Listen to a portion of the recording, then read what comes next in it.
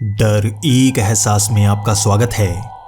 इस चैनल पर आपको सुनने को मिलती हैं डरावनी और सच्ची भूतिया कहानियाँ। अगर आपको ऐसी ही वीडियोस देखना पसंद है तो हमारे इस चैनल को सब्सक्राइब करना ना भूलें। तो अब बढ़ते हैं आज की कहानी की ओर।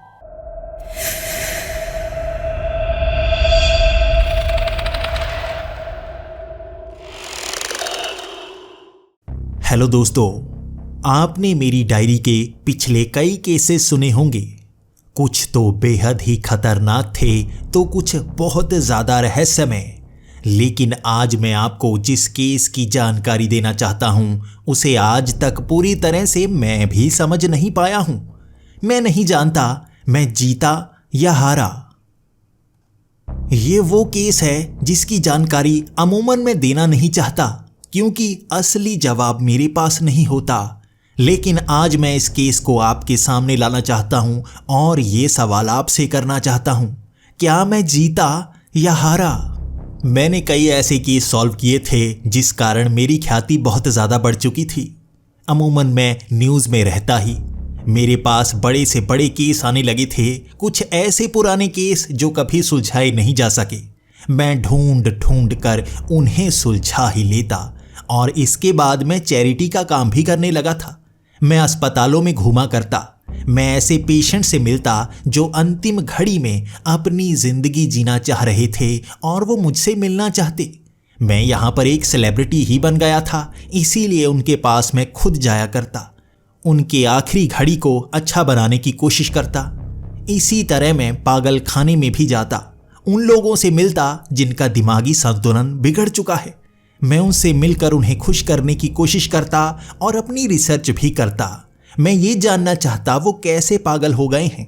अगर उनके लिए मैं कुछ कर पाऊं तो मैं मदद करना चाहता था। आज भी मैं एक ऐसे ही पागल खाने में आया हुआ था।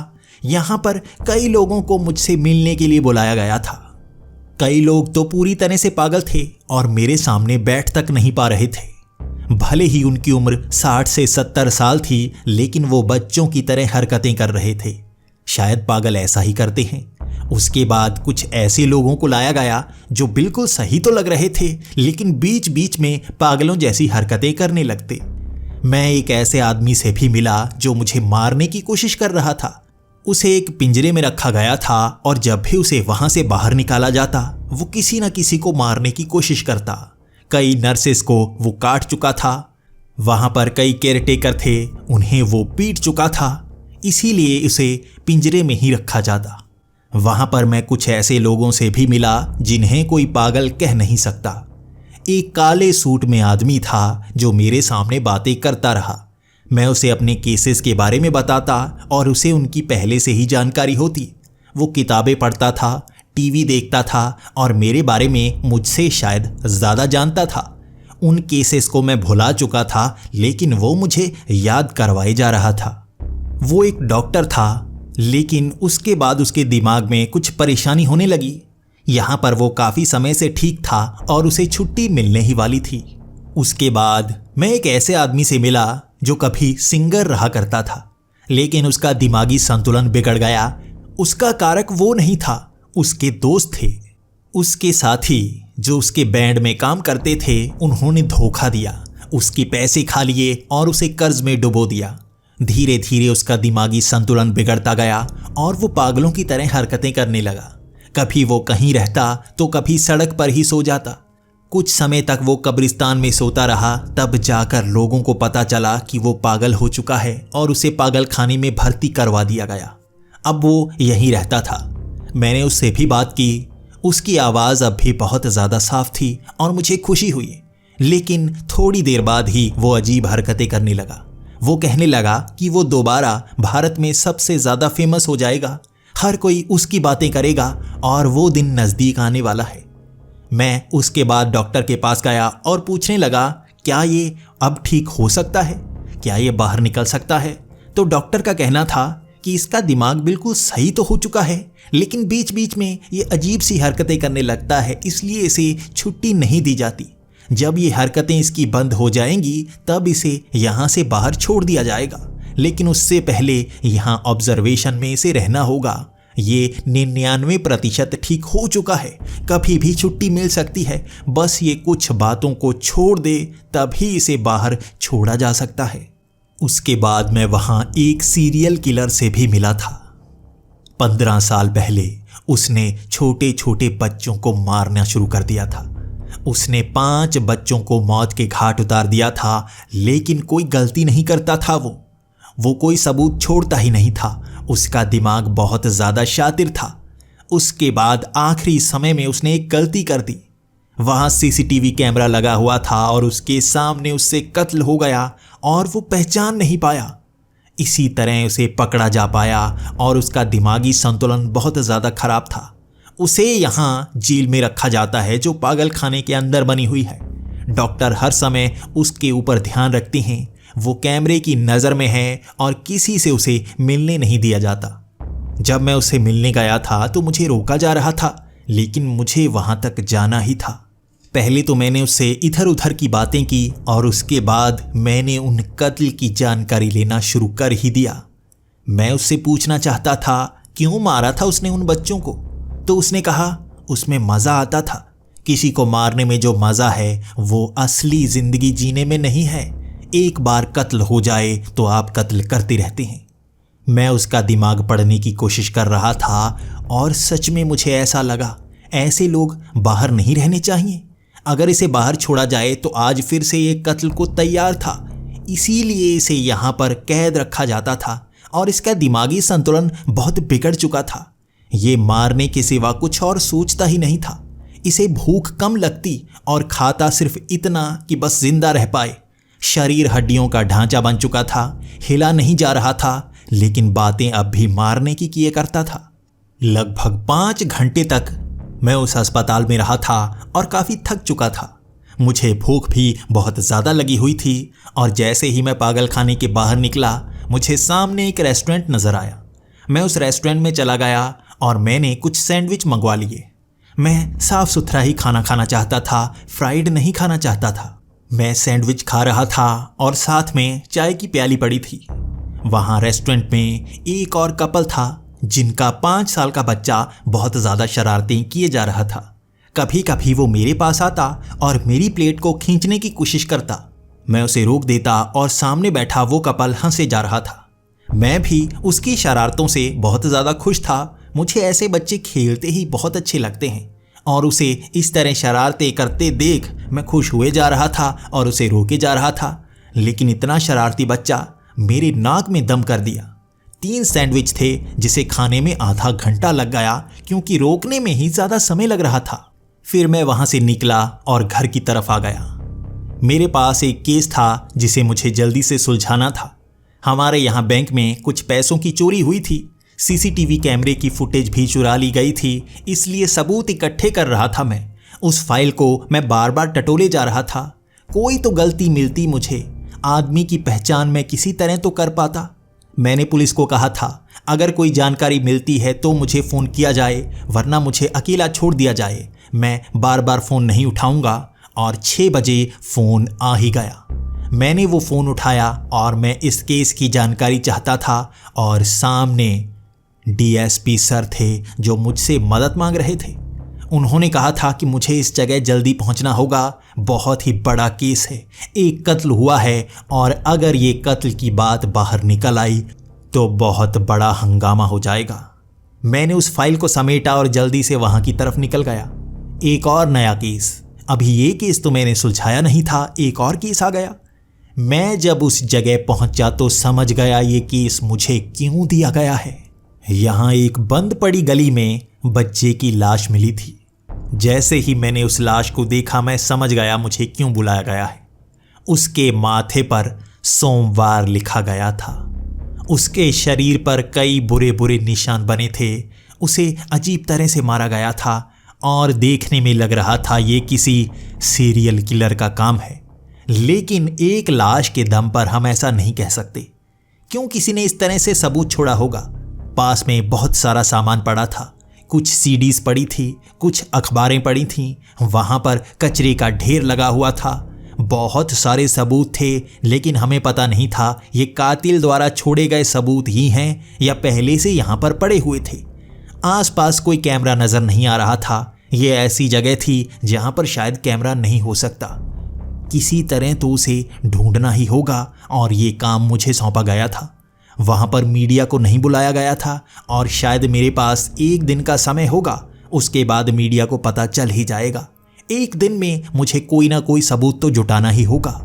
फॉरेंसिक लैब में वो हर एक सबूत को भेज दिया गया था। लाश की भी तफ्तीश की जा रही थी। शरीर पर जितने भी चोट के निशान थे, ये पता लगाया जा रहा था वो चोट के निशान किस हथियार से बने हैं। यह बच्चा इस तरह सुनसान सी गली में कर क्या रहा था, इसकी जानकारी भी हमें चाहिए थी। हम हर जानकारी को इकट्ठा कर रहे थे और वहां पर मैंने फाइल को टटोलना शुरू कर दिया, जिसमें वहां डॉक्टर्स ने पूरी जानकारी लिख रखी थी। इस बच्चे के शरीर पर चोट के निशान थे, लेकिन हथियार का पता नहीं लग पा रहा था। कई जगह चोट काफी बड़ी थी, शायद किसी भारी सामान से मारा गया होगा, लेकिन मौत बाहरी चोट से नहीं लगी थी, बल्कि दिमाग काम करना बंद कर गया था।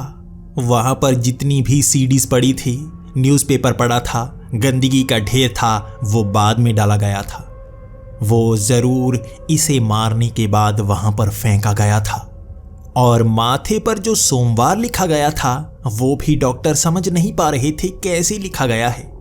किसी छोटी सी सुई को शायद सर पर चुभोया गया होगा, सोमवार लिखा गया होगा और इसे देखकर डॉक्टर भी कह रहे थे ये एक तरह से सबूत छोड़ा गया है। कोई चाहता है कि वो पकड़ा जाए। यहाँ पर ये सीडीज बाद में डाली गई हैं। न्यूज़पेपर में कोई खास आर्टिकल है। शायद ये सीरियल किलर का काम हो जो चाहता है उसे पकड़ा जाए, वरना वो कुछ और कर सकता है। मैंने उस डॉक्टर को कहा, नहीं, कभी कभी इस तरह की मौत जानबूझकर सीरियल किलर से जोड़ी जाती है ताकि जो एक कातिल है वो बच जाए। लेकिन उस डॉक्टर ने कहा, हाँ ऐसा भी हो सकता है, लेकिन ये अखबार की हेडिंग देखो। 1.5 साल पुरानी ये अखबार की हेडिंग खास तौर पर क्या है? मैं आ गया हूं, इंतजार करो। ये कैसी हेडिंग है? यहाँ पर खास तौर पर बाकी सारे अक्षरों को मिटाया गया है, ये शब्द को बाहर की तरफ उकेरा गया है, जैसे कोई हमें कुछ बताना चाहता है। कौन आ गया है और ये क्या करने वाला है, हमें ये जानना होगा। उस पूरी रात मैं सबूतों को देखता रहा था, उन सीडीज को चलाता रहा था जिसमें अलग अलग सिंगरों के गाने थे। कुछ पुराने सिंगर, कोई नए सिंगर, कुछ तो बिल्कुल भी फेमस नहीं थे और यहाँ छोटे मोटे कॉन्सर्ट की सीडीज थी। वहाँ अखबार में भी मैंने हर खबर को ध्यान से देखा, लेकिन एक कत्ल से किसी को इस तरह सीरियल किलर साबित नहीं किया जा सकता। अगले दिन जो हुआ उसने हमें और ज्यादा डरा दिया। पुलिस स्टेशन के पीछे कांस्टेबल अभिषेक की लाश मिली थी, जिसके माथे पर मंगलवार लिखा हुआ था। मुझे फोन करके वहां बुलाया गया और जैसे ही सामने पड़ी वो लाश मैंने देखी और माथे पर मंगलवार लिखा हुआ देखा, मैं जान गया था कुछ बड़ा होने वाला है। ये 2 लाशें एक जैसी हैं और उस पर लिखा गया वो शब्द भी जैसे खास लिखावट में लिखा गया है। कौन ऐसी राइटिंग कर सकता है? कौन हमें सबूत दे रहा है? कौन है जो दहशत फैलाना चाहता है? मीडिया वाले वहां पर पहुंच चुके थे। शायद किसी ने उन्हें बता दिया था। कोई शायद बहुत ज़्यादा डर गया होगा और इस खबर को हर जगह पहुंचाना चाहता होगा, या ये बात सीरियल किलर ने ही बाहर बता दी होगी। यहाँ कुछ भी हो सकता है, लेकिन इस लाश को भी फॉरेंसिक लैब में भेजा गया और मैं जल्दी से वहाँ खुद जाना चाहता था। मीडिया वालों के सवालों से मैं बचना चाहता था, क्योंकि हमें कई बार भटकाया जाता है, परेशान किया जाता है। मीडिया वालों का काम होता है खबरें लोगों तक पहुंचाना, लेकिन अगर वो हमें काम ही ना करने दे तो हमारे लिए नुकसान हो जाता है। फॉरेंसिक लैब में वो लाश पड़ी थी कांस्टेबल अभिषेक की, जिसके शरीर पर वैसे ही चोट के निशान, माथे पर जो बच्चे के सोमवार लिखा था इसके मंगलवार लिखा था। वहां पर कुछ सीडीज पड़ी थी, इस बार अलग अलग सीडीज थी। वहां न्यूज़पेपर पड़ा था और ये भी अलग तारीख का न्यूज़पेपर था। पास में पड़ा वो गंदगी का ढेर भी नया डाला गया था और मुझे डॉक्टर कह रहे थे ये ज़रूर कोई सीरियल किलर है, हमें ये संकेत दे रहा है, हमें जल्दी समझना होगा। मुझे लगता है 7 कत्ल होने वाले हैं। देखो 7 ही तो दिन होते हैं ना, सोमवार, मंगलवार, बुधवार, गुरुवार, शुक्रवार, शनिवार और रविवार। हम मंगलवार तक पहुंच आए हैं और इसके बाद भी कोई कत्ल हो सकता है। आपको जल्दी पता लगाना होगा। ये काम आपके सिवा कोई और नहीं कर सकता। मुझ पर दबाव बनाया जा रहा था। पुलिस के बड़े अधिकारी, मंत्री वहां पर पहुंच गए थे। किसी पुलिस वाले की इस तरह लाश मिली थी और वहां सीसीटीवी मौजूद था। सीसीटीवी में जो फुटेज थी उसमें कांस्टेबल अभिषेक अकेले उस पुलिस स्टेशन के पीछे जाते हुए नजर आ रहे थे।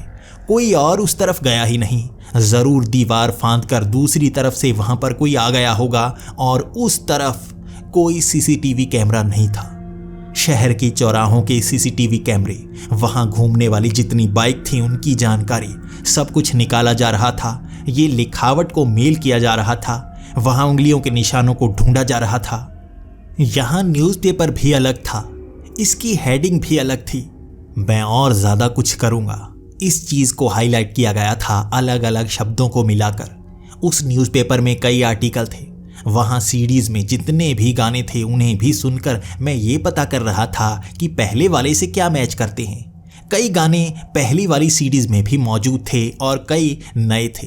कुछ सिंगर पहले में भी वही थे और इसमें भी वही थे।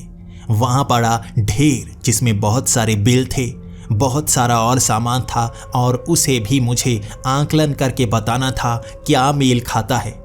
समय कम था। 2 दिनों में 2 मौतें हो गई थी और आज मेरा ध्यान पड़ा कि कल सोमवार था और बच्चे की मौत भी सोमवार को हुई। माथे पर सोमवार लिखा था। आज यहाँ कांस्टेबल अभिषेक की मौत हुई, माथे पर मंगलवार लिखा है।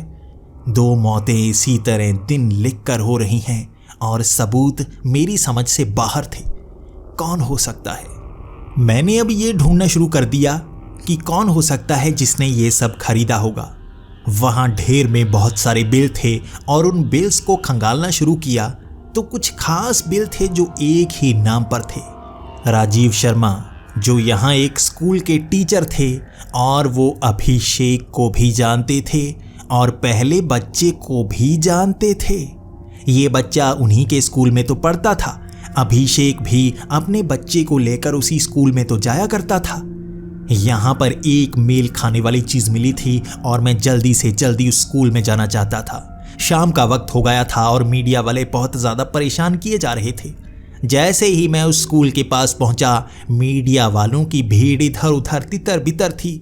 मैं जान गया था मुझ पर नजर रखी जा रही है, लेकिन वो पहले ही यहाँ पर कैसे पहुंच गए, उन्हें कौन बता रहा होगा। मैं जल्दी से उस स्कूल में गया। मैं हर टीचर से मिलना चाहता था ताकि किसी को शक ना पड़े कि मैं राजीव शर्मा से बातचीत करने के लिए आया हूँ। प्रिंसिपल को मुझ पर शक हो रहा था। मैं किसी खास केस के लिए इस तरह स्कूल में आता हूँ, आमतौर पर मैं नहीं आता। लेकिन मैं कहने लगा था कि जान पहचान वाले के किसी बच्चे का एडमिशन करवाना है, इसलिए मैं जांच करना चाहता हूँ यहाँ टीचर अच्छे भी हैं या नहीं। एक एक करके मैं कई टीचर से मिला और जब बारी आई राजीव शर्मा से तो मैं जानना चाहता था उनकी सोच क्या है। सबसे पहले तो ये पता करूं, क्योंकि सीरियल किलर की एक खास पहचान होती है, बोलने का कुछ अलग तरीका, बहुत ज़्यादा गुस्सा या बहुत ज़्यादा चोट। उनका इतिहास उन्हें इस तरह काली दुनिया में खींच लाता है और मैं जैसे जैसे उनसे बातें किए जा रहा था मुझे लग नहीं रहा था कि वो कोई सीरियल किलर है। उनकी सारी जानकारी मैंने पता कर ली थी और शक अब उन पर। मैंने उनकी सारी जानकारी पता कर ली थी, उन पर शक नहीं हो रहा था, तो वो बिल मैंने उनके सामने रख दिए। ये सारा सामान आपने कब खरीदा? मुझे इसकी जानकारी चाहिए। उन बिल को देखकर राजीव शर्मा घबरा गए थे, जैसे वो डरे हुए थे और मेरी तरफ देखे जा रहे थे। आपको भी ये बिल मिल गए? मैं तो खुद परेशान हूं इनसे। इन्हें फेंके जा रहा हूं लेकिन वापस मेरे घर में आ जाते हैं। कैसे आ जाते हैं? मैंने कहा, क्या मतलब आपका? ये बिल आपके पास आ जाते हैं, आपका ही डेबिट कार्ड इस्तेमाल हुआ है, ये सामान आपने ही खरीदा होगा। तो राजीव शर्मा ने कहा, नहीं नहीं, मैंने सामान नहीं खरीदा। मैं कई बार बैंक में जा चुका हूं, मेरे नाम से मेरा डेबिट कार्ड इस्तेमाल किया जाता है, सामान खरीदा जाता है, लेकिन ये मैं नहीं खरीदता। बिल भी मेरे घर के उस डस्टबिन में मिलते हैं, जैसे घर के अंदर आकर कोई बिल को फेंक कर चला जाता है। अब राजीव शर्मा से बातों में कुछ नई बातें बाहर आ रही थी। ये क्या, कोई उन्हें फंसाने के लिए ऐसा कर रहा होगा, या उनका सच में डेबिट कार्ड इस्तेमाल हो रहा होगा, या मेरा दिमाग चलने लगा था कहीं ये डबल पर्सनैलिटी से ग्रस्त तो नहीं।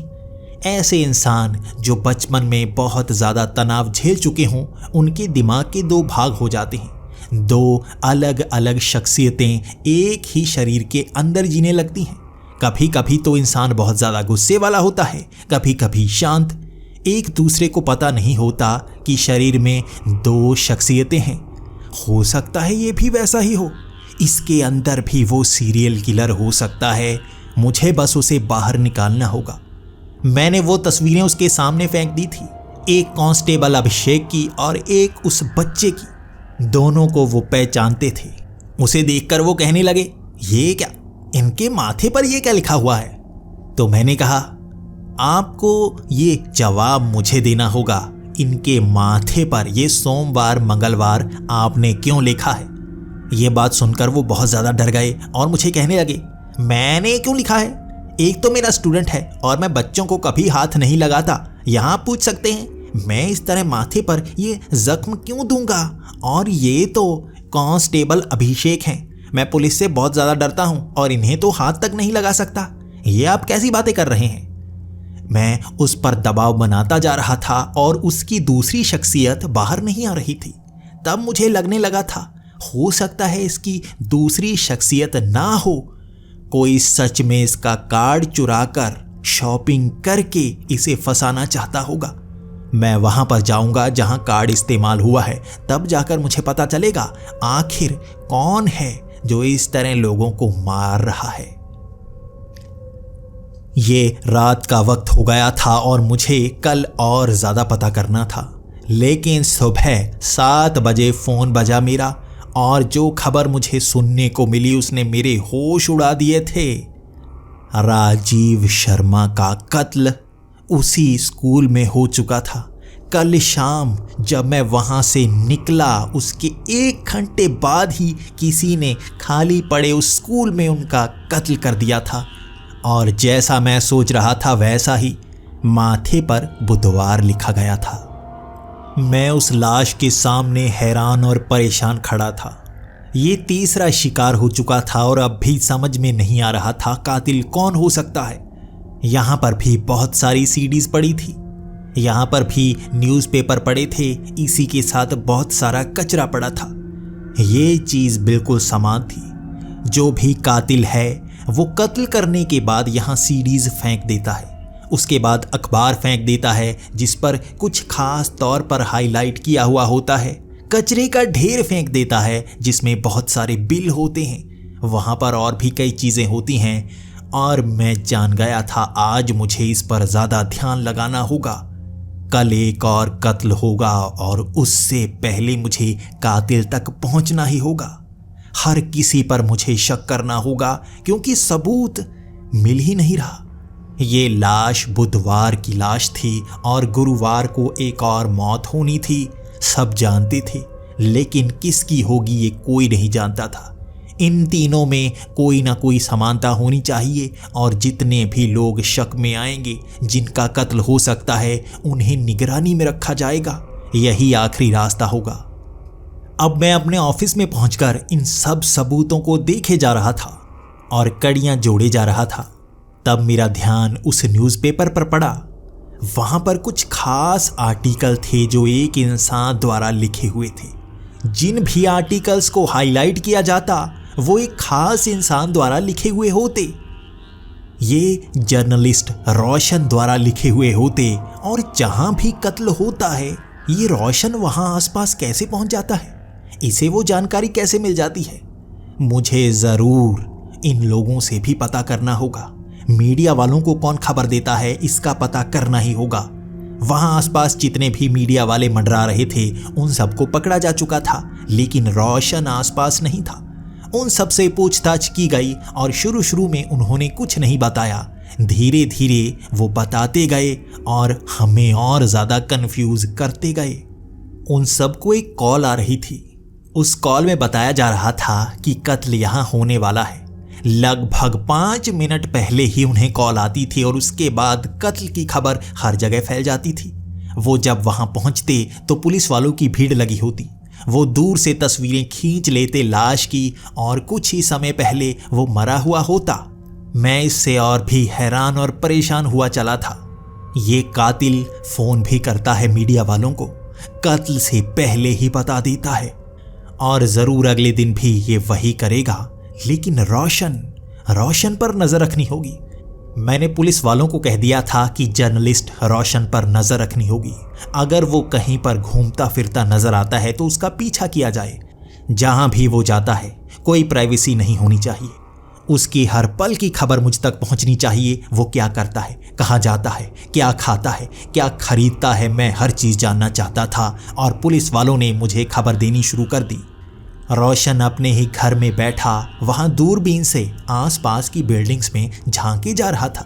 यहाँ नीचे बैठे पुलिस वाले गाड़ी से ही उसे देख रहे थे और मुझे बताए जा रहे थे कि रोशन तो यहीं पर है, किसी से फोन पर बात कर रहा है और दूरबीन से दूर दूर तक देख रहा है। उस देर रात तक मैंने फोन उन पुलिस वालों को लगाया हुआ था। मैं उन सबूतों से भी ढूंढने की कोशिश कर रहा था कि मेल क्या खाता है। यहाँ बार बार कुछ गाने थे जो रिपीटेड थे। हर लाश के साथ वो गाने कम होते जाते, यानी कि खास गाने थे जो सबूत की तरह छोड़े जाते थे। उन न्यूज़ में आर्टिकल थे जो कुछ मेल खाते थे कुछ खास खबरों से। वहाँ हर बार वही न्यूज़पेपर छोड़ा जाता था जिसमें किसी न किसी सीरियल किलर की बात हो। तो ये तो पता लग गया था कि सीरियल किलर के बारे में बताया जा रहा है और उस आर्टिकल का एक शब्द हाईलाइट किया हुआ भी मिलता। शक तो था लेकिन इसे सबूत नहीं बनाया जा सकता था। और 12 बजे मुझे फ़ोन आया कि रोशन ने अपनी बिल्डिंग से छलांग लगा दी है।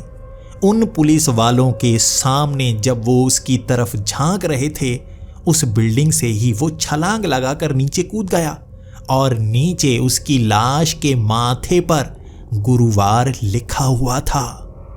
मैंने घड़ी की तरफ ध्यान दिया। 12:10 पर। जैसे ही अगला दिन शुरू हुआ था, ये कत्ल हो गया। कातिल बिल्कुल समय पर कत्ल कर रहा था और उस बिल्डिंग की तलाशी ली गई। कई लोग वहां पर आए थे और मैं हर किसी की पूरी जानकारी एक फाइल पर चाहता था। मुझे जानना था बिल्डिंग में कौन कौन आया। कातिल भी जरूर वहां पर आया ही होगा। शहर में ये खबर आग की तरह फैल गई थी। हर कोई जानना चाहता था कि कौन है वो सीरियल किलर जो लोगों को मार रहा है। इस दहशत में लोग नहीं जी सकते थे। हर किसी को ये लग रहा था वो कातिल कभी भी किसी को भी मार सकता है। पुलिस के पास एक तस्वीर तक नहीं थी और 4 कत्ल हो गए थे। सबूत हमारे पास थे, समझ में कुछ नहीं आ रहा था। एक ही चीज थी जो समान थी। सोमवार एक कत्ल, मंगलवार एक कत्ल, बुधवार एक कत्ल, गुरुवार को एक और कत्ल। इसके बाद आने वाले दिनों में भी कत्ल होने वाले थे और उन्हें रोक पाना मुझे असंभव सा लगने लगा था। कैसे पकड़ूं उसे? हर नज़र मेरी तरफ थी और मैं अपनी नज़रें झुका लिया करता। कुछ समझ नहीं पा रहा था। अब तक मेरी समझ में कुछ नहीं आया था। कोई शक के घेरे में नहीं था। जो भी शक के घेरे में आ रहे थे वो सब मारे जा रहे थे, जैसे सबूत भी एक एक करके मिटाए जा रहे हों। अब इस लाश के पास बहुत कम सीडीज पड़ी थी। इसी के साथ वहां कचरा भी कम था और न्यूज़पेपर का सिर्फ एक ही आर्टिकल पड़ा था। इसी के सहारे अब सबूतों को और भी ज़्यादा नैरो करना था। वहां एक खास चीज़ थी जो पिछले न्यूज़पेपर में मैंने ध्यान नहीं दिया। उस पागल खाने की खबर हर न्यूज़पेपर में थी। उसका एक अक्षर भी हाईलाइट किया हुआ था और यकीनन अगला शिकार वहां पर होने वाला होगा या इससे कोई ना कोई कड़ी जुड़ी हुई होगी। ये सीडीज बहुत कम थी और गाने भी बहुत कम, कुछ किसी और सिंगर के तो कुछ किसी और सिंगर के। एक सिंगर कम जाना पहचाना था और ये वही था जिससे मैं मिल चुका था उस पागल खाने में। एक सीरियल किलर भी तो उसी पागल खाने में था। क्या सच में उस पागल खाने में कुछ ना कुछ राज है जो मुझे जानना चाहिए? आज मुझे वहां पर जाना ही होगा। मेरे पास पूरा दिन था और मैं सुबह ही उस पागल खाने में पहुंच गया। मैं किसी को बताना नहीं चाहता था कि केस के लिए मैं यहाँ पर आया हूँ। बस मैं खास तौर पर उन लोगों से बात करना चाहता था। पहले तो कुछ और पागलों को मेरे पास भेजा गया जिनसे सवाल करते करते मुझे गुस्सा आने लगा था और मैंने उन्हें भगा दिया। उसके बाद वो सीरियल किलर मेरे सामने आया। वो मेरी आंखों में झांके जा रहा था, कुछ नहीं बोल रहा था। उसके चेहरे पर एक मुस्कान थी, जैसे वो कुछ जानता था, बता सकता था, लेकिन बता नहीं रहा था। मैं उसे पकड़ भी नहीं सकता था क्योंकि मुझे जानकारी मिली थी वो यहाँ से बाहर निकला ही नहीं। अगर वो यहाँ से बाहर निकला नहीं तो किसी और से कत्ल तो करवा सकता है। कौन कौन मिलने आता है, मुझे उसकी लिस्ट भी चाहिए थी और उसे फाइल्स में निकाला जा रहा था। लेकिन वो मेरे सामने बैठा रहा। मैं सवाल दागता रहा, वो कुछ कह नहीं रहा था। काफ़ी देर तक उसने किसी सवाल का जवाब नहीं दिया। मैं गुस्से में आ गया था। मैं उठा और बाहर की तरफ चल पड़ा। मैंने गुस्से में उससे कहा, तुम मदद कर सकते हो लेकिन करोगे नहीं। तुम्हें मासूमों को मारना पसंद है और कोई है जो तुम्हें जानता है, वो ये कर रहा है। तुम जानते हो कातिल कौन है, किसका इंतजार कर रहे हो, मुझे कुछ बताते क्यों नहीं? तो उसने बस इतना कहा, मैं शनिवार का इंतजार कर रहा हूं। उसके ये शब्द मेरे कानों में छप गए। मैं पीछे मुड़कर देखा तो उसकी मुस्कुराहट पहचानी जा रही थी, जैसे वो सब जानता था। लेकिन इस पागल खाने में उसे उन कत्लों के बारे में कुछ बताया नहीं गया होगा। फिर भी उसे सब कुछ कैसे पता है? वो बार बार कहता रहा, मैं शनिवार का इंतजार कर रहा हूं, मैं शनिवार का इंतजार कर रहा हूं। मैं उस कमरे से बाहर आ गया था और अब मैं उस सिंगर के पास जाने वाला था, उससे बातें करने वाला था, क्योंकि मुझे डर था शायद वो मरने वाला है। मैं उससे बातें करता रहा और वो अपनी कहानियां सुनाता रहा। वो बहुत ज़्यादा मायूस था और डरा हुआ था। मैं उससे ये भी पूछ रहा था, क्या कोई तुम्हें तंग करता है? क्या कोई तुम्हें मारने की कोशिश करता है? क्या तुम उस पागल से मिलकर आए हो जिसे सब सीरियल किलर कहते हैं? क्या तुम उससे मिले हो? तो उसके बाद वो सिंगर कहने लगा, मैं एक बार गया था। मैं उससे बातें कर रहा था तो यहाँ पर जितनी भी नर्स हैं मुझे पकड़कर दूर कर दिया। उनका कहना था, ये बहुत बड़ा पागल है, ये किसी को मारने में संकोच नहीं करता और अगर मैं इसके सेल के करीब जाऊंगा तो ये मेरा बाहर से ही गला घोंटकर मुझे मौत के घाट उतार सकता है। तब से मैं बहुत ज़्यादा डर गया था, लेकिन ये मुझे कुछ चीज़ें बताता रहा था। मुझे बता रहा था बाहर क्या होने वाला है, मुझे ये संकेत दे रहा था। मैं समझ नहीं पाया था। मैंने कहा, क्या संकेत दे रहा था? बाहर क्या होने वाला है? क्या बताने वाला था ये तुम्हें? तो उसने कहा, मुझे याद नहीं, बहुत पहले कहा था इसने, मुझे कुछ याद नहीं आ रहा। मैं उससे सवाल करता रहा और मुझे उस सीरियल किलर के बारे में ज़्यादा जानने को मिलता रहा। मैंने वो फाइल भी मंगवा ली थी जिसमें उसके इतिहास के बारे में जानकारी दी गई थी। इसी के साथ उससे जो भी मिलने आया था मैं वो भी सब जानना चाहता था। मैंने 2 पुलिस वाले खास तौर पर इस पागल खाने में बुलवा लिए थे। मुझे डर था इस सिंगर को मारने की कोशिश होगी, कोई ना कोई इसके पास आएगा। इसे अंदर ही रखना, 3 से 4 दिन ये बाहर नहीं निकलना चाहिए। मुझे डर है अगला शिकार ये हो सकता है। मैं भी अब इस पागल खाने में ही रहूंगा और जानने की कोशिश करूंगा कौन है, क्यों इनकी कड़ियां इस पागल खाने से जुड़ती हैं। मैंने जब उस सीरियल किलर की फाइल अपने घर आकर पढ़ना शुरू कर दी तो मैं और ज़्यादा हैरान हो गया। डॉक्टर प्रशांत इस सीरियल किलर को तब से जानते हैं जब इसने एक भी कत्ल नहीं किया था। वो तब से इस पर शक करते हैं कि इसका दिमागी संतुलन ठीक नहीं है। वो पहले से इसका इलाज करना चाहते थे। पहले इसने कोई कत्ल नहीं किया था, लेकिन उनसे मिलने के बाद ये और ज़्यादा गुस्से में आने लगा। डॉक्टर प्रशांत इससे दूर चले गए। इसके बाद इसने कई कत्ल किए। ये बच्चों को इसी तरह मारता और सबूत भी छोड़ता ताकि कोई इसे पकड़ सके। ये बहुत शातिर था, कोई इसे पकड़ नहीं पाता था। अंत में पता चला कि ये शातिर कातिल है और डॉक्टर प्रशांत ने इसे पकड़वाया था। डॉक्टर प्रशांत पर यह कई बार गुस्सा हुआ था और डॉक्टर प्रशांत ही तो इस पागल खाने के मुख्य डॉक्टर हैं।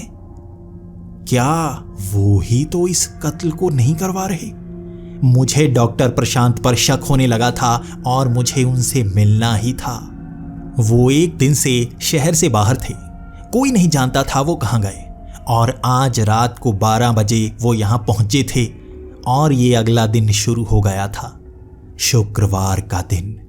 मैं डरा हुआ था, मैं जानता था कत्ल हो सकता है, मुझे यकीन था जो कत्ल होगा वो इस अस्पताल में ही होगा।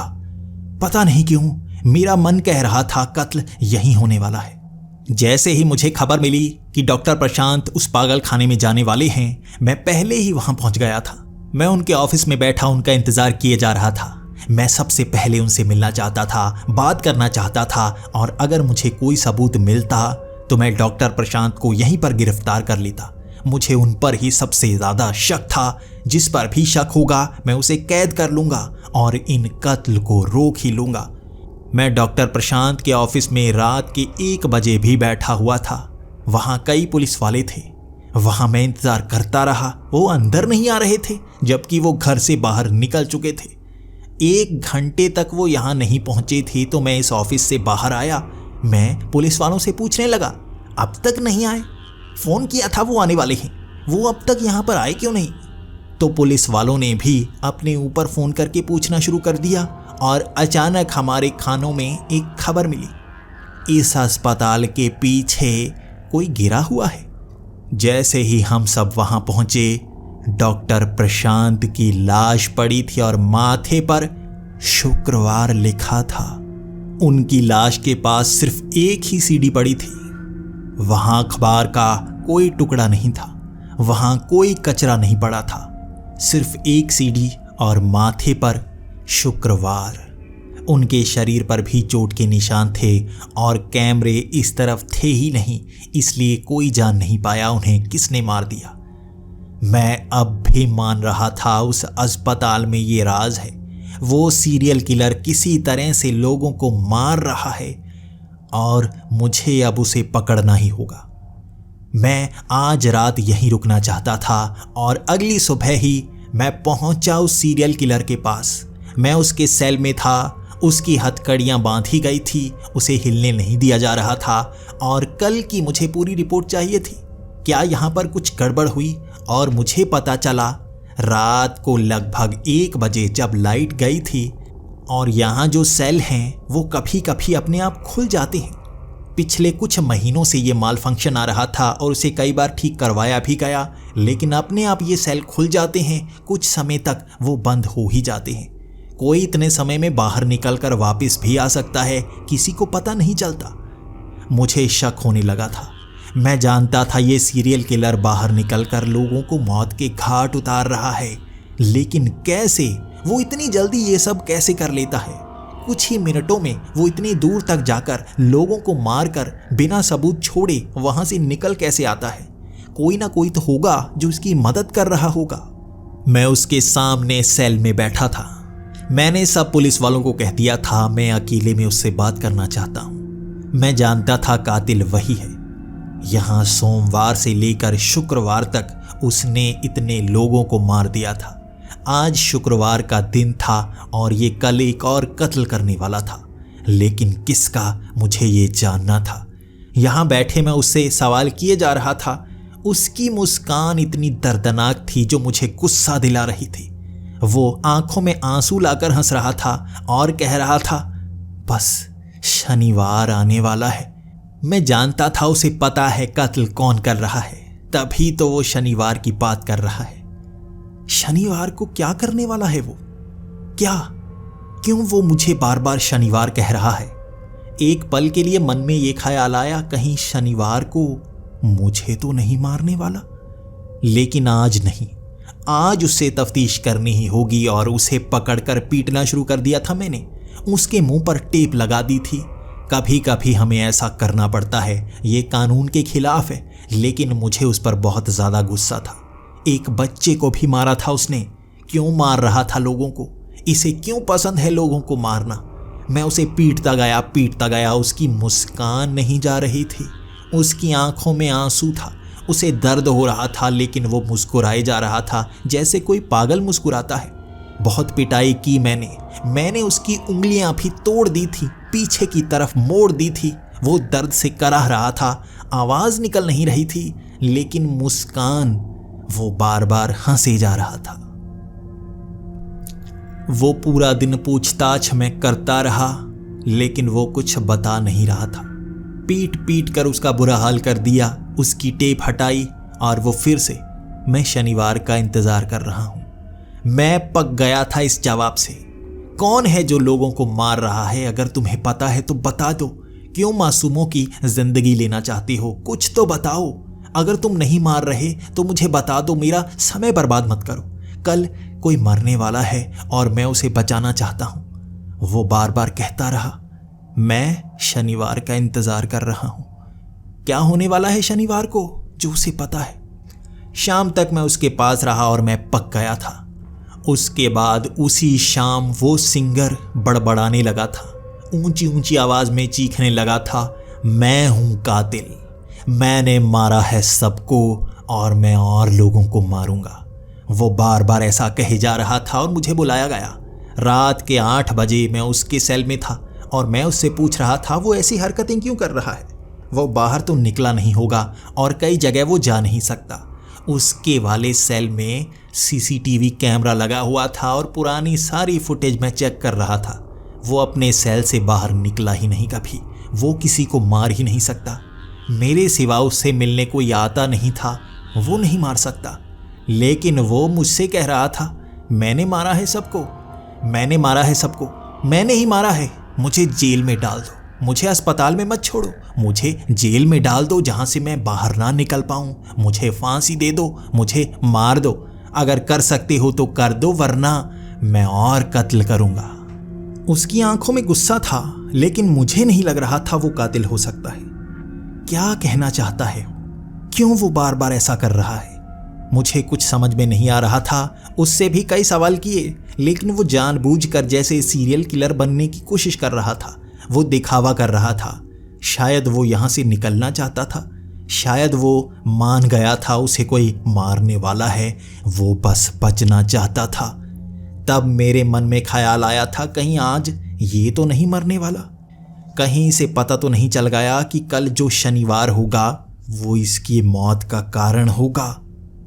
वहां उस सीरियल किलर के उस सेल के बाहर 5 पुलिस वाले रख दिए थे मैंने। वो खास ट्रेंड पुलिस वाले थे और वो सीरियल किलर को बाहर निकलने नहीं देते।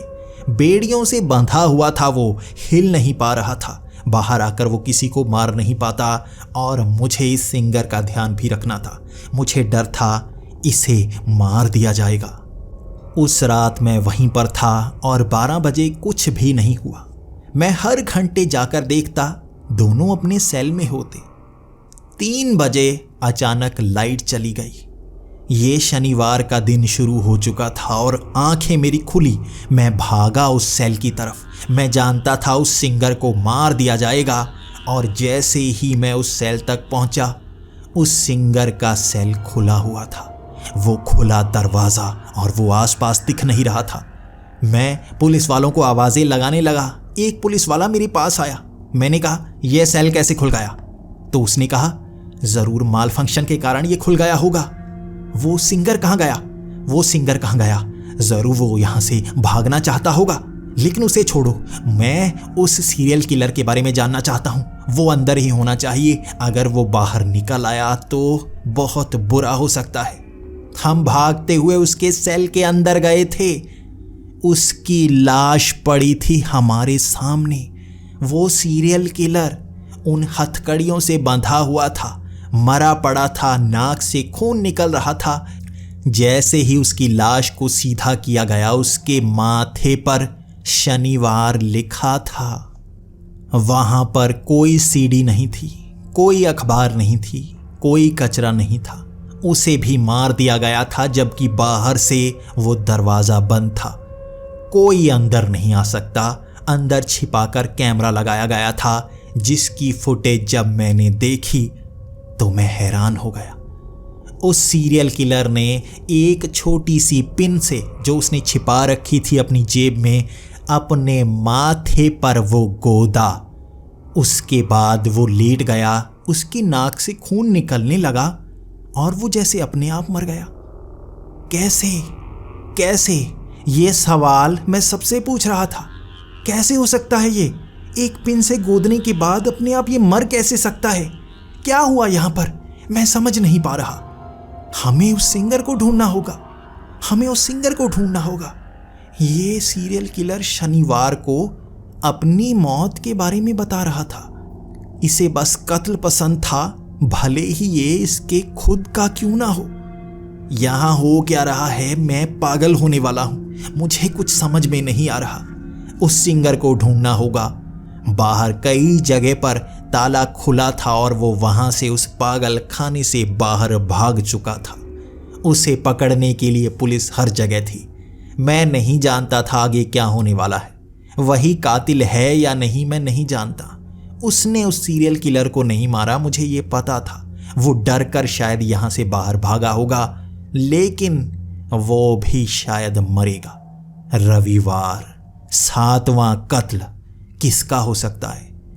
अगर वो डर कर भागा है तो कत्ल उसका ही होगा। अगर वो कातिल है तो कत्ल किसी और का कर सकता है। मेरे पास पिछले कत्ल की बस एक ही सीडी थी और मैंने ध्यान दिया यही सीडी हर कत्ल के बाद हमें मिलती ज़रूर थी। पहले ज़्यादा सीडीज थी इसलिए ध्यान नहीं जाता। अंत में एक ही सीडी, ये इसी सिंगर की थी। मैं एक एक करके गाना सुन रहा था और एक गाना मेरे कानों में पड़ा। पहले मैंने ये गाना पूरा क्यों नहीं सुना था? मुझे गुस्सा आ रहा था।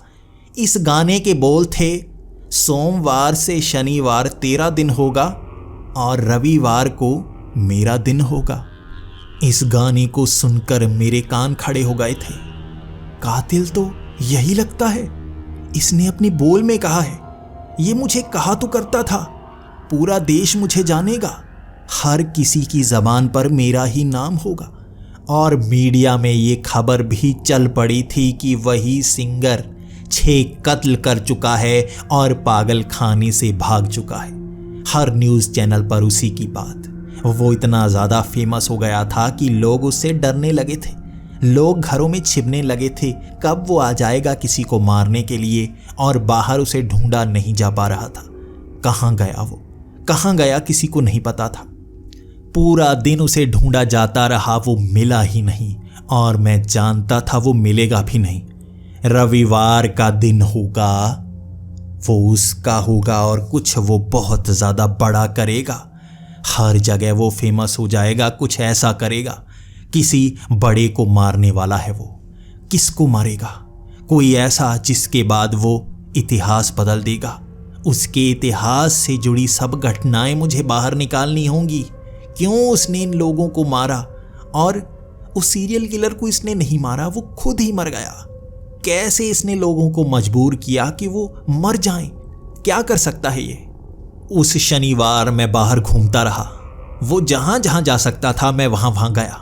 मैं उसकी कॉलोनी में भी गया। मैं वहां उस कब्रिस्तान में भी गया जहां वो आखिरी बार था और वहां से पकड़कर उसे अस्पताल लाया गया था। वहां पर बैठा वो तांत्रिक मुझे कुछ बताना चाहता था। मैं जैसे ही उस जगह पहुंचा वो तांत्रिक कहने लगा, वो कुछ करने वाला है, वो हमेशा से कुछ करना चाहता था। मैंने कहा, क्या करना चाहता था? तुम किसकी बात कर रहे हो? तो उसने कहा, वही आशुतोष जिन्हें तुम सिंगर मानते हो। वो मेरे पास आया था तड़पता हुआ। सबने धोखा दे दिया था। उसकी वो गर्लफ्रेंड, उसने भी धोखा दे दिया था। उसके पार्टनर, सबने धोखा दिया और उसने उस दिन कसम खाई थी वो सबसे आगे जाएगा, सब उसकी बातें करेंगे। और तब से वो यहाँ साधना करने लगा था। वो हमेशा प्रेत साधना करता और उसने अपनी जिंदगी दांव पर लगाई।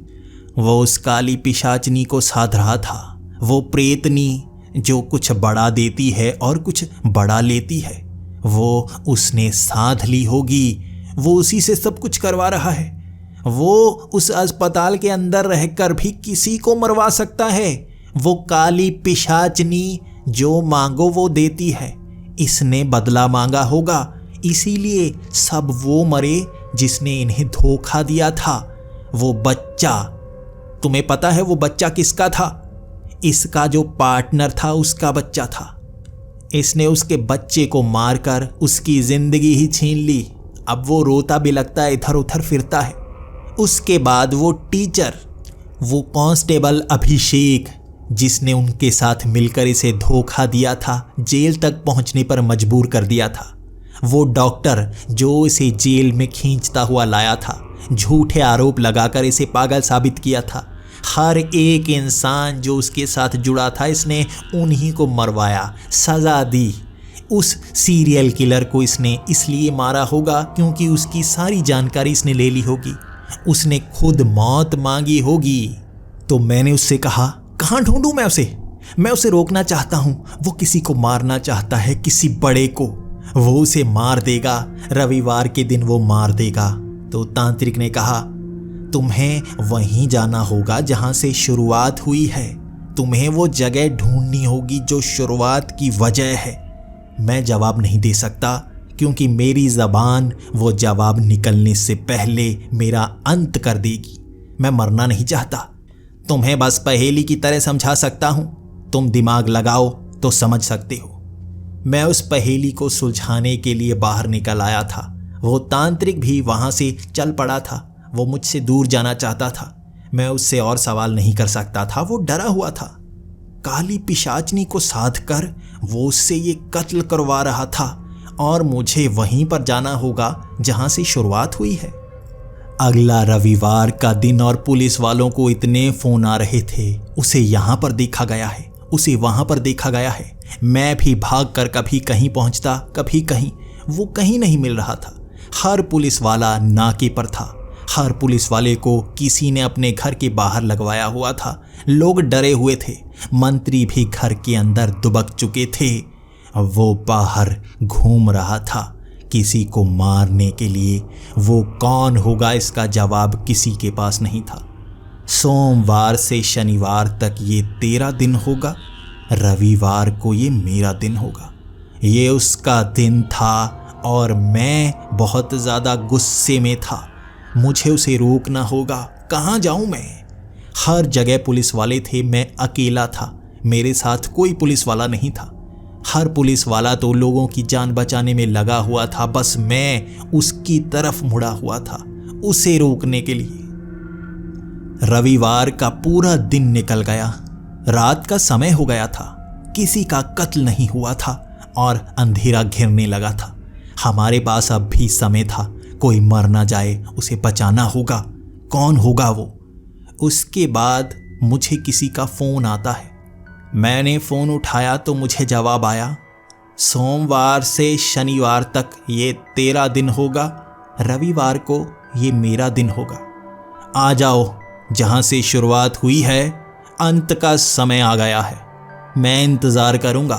तुम समझ पाए तो रोक पाओगे, नहीं समझ पाए तो कभी रोक नहीं पाओगे। 9 बजे तक मैं अपने सर के बालों को खींचे जा रहा था। मेरी समझ में क्या नहीं आ रहा, कहाँ से होगी शुरुआत, कहाँ से होगी? मैं पहली कत्ल वाली जगह पर जा आया हूँ जहाँ से शुरुआत हुई थी। क्यों? मुझे कुछ समझ में नहीं आ रहा। वो कहाँ हो सकता है? उसके बाद मेरे दिमाग में ख्याल आया, वो कब्रिस्तान जहाँ से उसने उसे साधा होगा। वो काली पिशाचनी जिसे उसने काबू उस अस्पताल में किया। वही कब्रिस्तान जहाँ पर वो तांत्रिक मुझे बता रहा था और उसकी ज़बान से वो नाम नहीं निकला। उसने सही जवाब नहीं दिया, पहेली में दिया, क्योंकि वो सच बताता तो मारा जाता। रात का समय था और मैं डरा नहीं। मैं उस कब्रिस्तान में पहुंच गया था। मैं अकेला था क्योंकि मेरे साथ कोई नहीं आना चाहता था। हर किसी की ड्यूटी लगी हुई थी। शहर में आतंक था और यहाँ बादल घिर चुके थे। आंधी चलना शुरू हो गई थी। ये बारिश का मौसम था और वहाँ कड़कती बिजली में मुझे वो नजर आया। कब्रिस्तान की उस झाड़ियों के पास वो खड़ा मेरा इंतजार कर रहा था। मन में संकोच था, कहीं ये मेरा ही दिन तो नहीं, रविवार का दिन मेरा दिन तो नहीं। लेकिन मैं मौत को भी सामने से देखूंगा, डटकर मुकाबला करूंगा, मैं डरूंगा नहीं। मैं उसके सामने खड़ा हो गया था और वो मेरी तरफ मुस्कुराता हुआ देख रहा था। देखो, इस केस को तुम सुलझा नहीं पाए। भले ही तुम्हारा दिमाग कितना भी हो, लेकिन इस समय देश का सबसे मशहूर इंसान मैं हूं। हर कोई मेरे बारे में जानना चाहता है। मैं हमेशा से यही तो बनना चाहता था, देश का सबसे मशहूर इंसान। और अब हर कोई मुझे ढूंढ रहा है। मेरी तस्वीरें हर न्यूज़ चैनल पर, हर अखबार में मेरी ही तस्वीर। मुझसे पूरा देश डर रहा है। देखो, मैं तो यहाँ हूँ, कोई मुझे पकड़ नहीं सकता।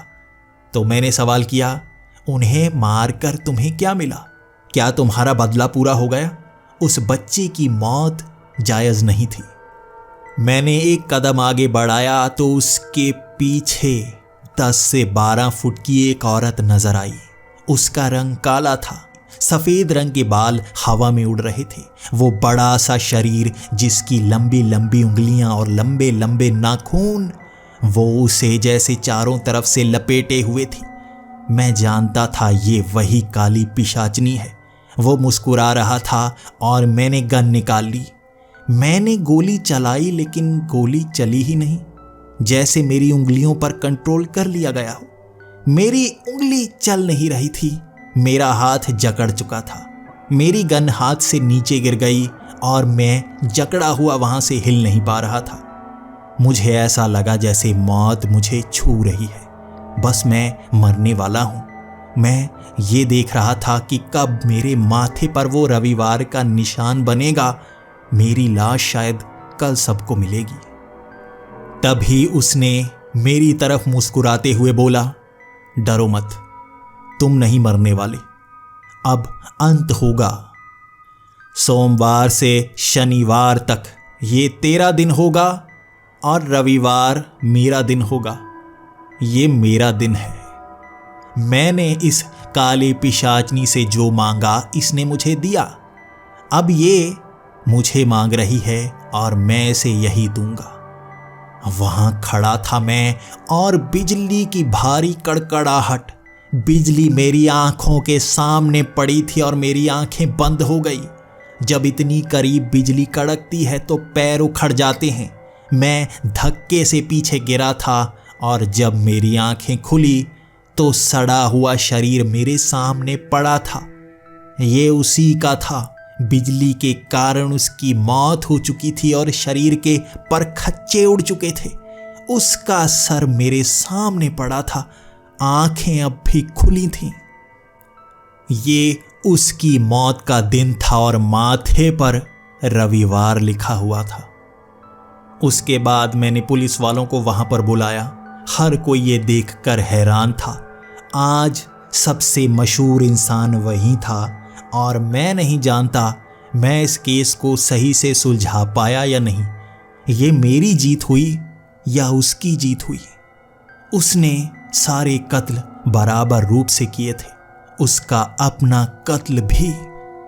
आज भी ये सवाल मेरे मन को तंग किए रहता है, क्या मैं जीता था या वो जीता? ये सवाल मैं आपसे करना चाहता हूं। आपको क्या लगता है, क्या मैं इस केस में जीत पाया या नहीं?